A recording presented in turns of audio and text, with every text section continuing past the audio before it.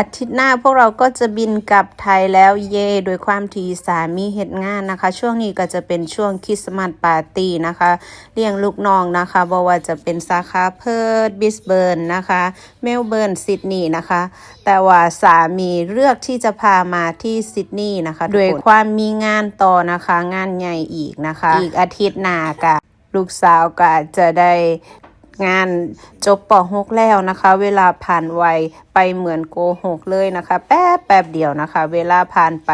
ลูกโตขึ้นพ่อแม่ก็เฒ่าลงนะคะชีวิตก็วนเวียน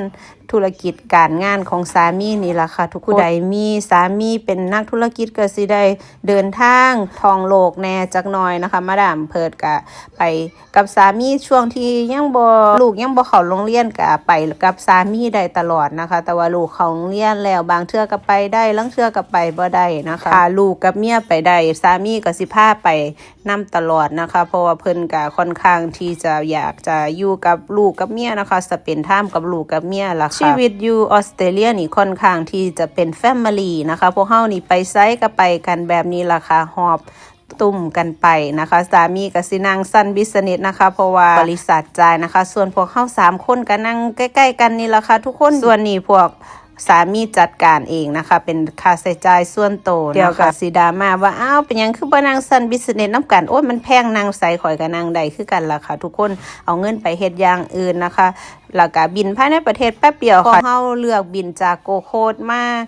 ซิดนีย์นะคะใส่เวลาประมาณ1ชั่วโมงกับ15นาทีค่ะแป๊บเดียวอีหลีค่ะทุกคนตอนนี้ก็ฮอดแล้วนะคะตอนแรกเครื่องดีเลย์นะคะพวกเฮากว่าจะฮอดโรงแรมก็ประมาณ4 ทุ่มเลยนะคะทุกคนมื้อนี้ก็ว่าสิพักล้างแน่จักหน่อยนะคะอ้าวท้องคือมันเป็นหิวๆนะคะข้าวแรงบ่ได้กินก็เลยว่าโอ้ยสิสั่งรูมเซอร์วิสมาก่อนนะสามีว่าสามีหิวบ่สามีก็ว่าถ้าเมียกินสามีก็กินว่าซั่นเด้พอเฮาพักอยู่ที่โซฟิเทลเวนส์เวิร์ธนะคะทุกคนอยู่ใจกลางซิดนี่ล่ะค่ะทุกคน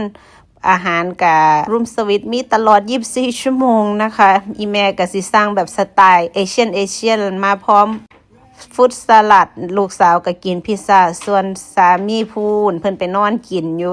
เตียงเพิ่นพุ่นค่ะทุกคนแต่ละคนก็เมื่อยแอดแลดนะคะบ่น่ากินเลยค่ะทุกคนเพราะว่าอีหยังมันจะ5 ทุ่มแล้วนะคะแต่ว่าถ้าบ่กินก็ว่าหิวอยู่ซั่นล่ะค่ะทุกคนกินแล้วก็นอนอื่นบัดนี้โอ้ยจักเสียจังไดกับชีวิตข่อยนะคะแต่ว่าอาหารเพิ่นเฮ็ดดีนะคะแซ่บพร้อมล่ะค่ะทุกคนมาดามเพิ่นก็มักลองอาหารโรงแรมเนาะค่ะทุกคนว่าสิรสชาติ